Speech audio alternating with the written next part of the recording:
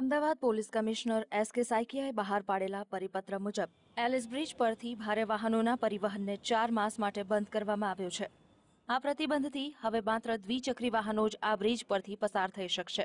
આ નિર્ણયને પરિણામે મોટા વાહનોએ ટાઉન હોલથી સીધા લાલ દરવાજા જવા માટે નહેરુ બ્રિજનો ઉપયોગ કરવો પડશે। તો બીજી તરફ વિક્ટોરિયા ગાર્ડનથી ટાઉન હોલ આવવા માટે પણ લોકોએ નહેરુ બ્રિજનો ઉપયોગ કરવો પડશે।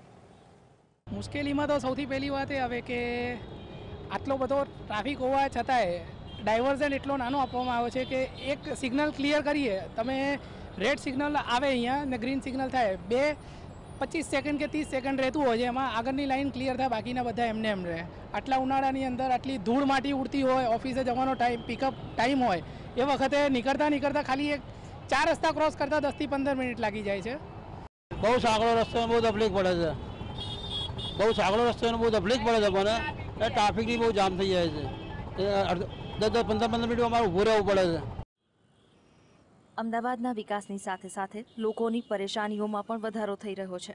હાલ શહેરમાં એક તરફ બીઆરટીએસ માટે ઠેર ઠેર ખોદકામ અને નિર્માણ કાર્ય ચાલી રહ્યું છે, તો બીજી તરફ શહેરના ટાઉન હોલ પાસે બની રહેલા ફ્લાયઓવરના નિર્માણ કાર્યને લીધે અહીંથી રોજિંદા કાર્યો માટે પસાર થતા લોકોને ભારે હાલાકીનો સામનો કરવો પડી રહ્યો છે।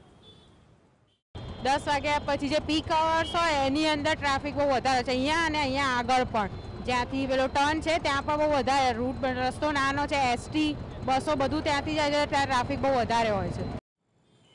શહેરમાં થતા નિર્માણ કાર્ય માટે મહિનાઓ સુધી રસ્તાઓ બંધ કરી દેવામાં આવ્યા છે, તો કેટલાક રસ્તાઓને ડાયવર્ઝન આપવામાં આવ્યા છે, જેને લઈને શહેરીજનોને 1 થી 2 કિલોમીટર ફરીને જવું પડે છે। તો કેટલીક જગ્યાએ નાના સાંકડા રસ્તાઓના ડાયવર્ઝનને કારણે લોકો ટ્રાફિકની સમસ્યાથી ત્રસ્ત છે।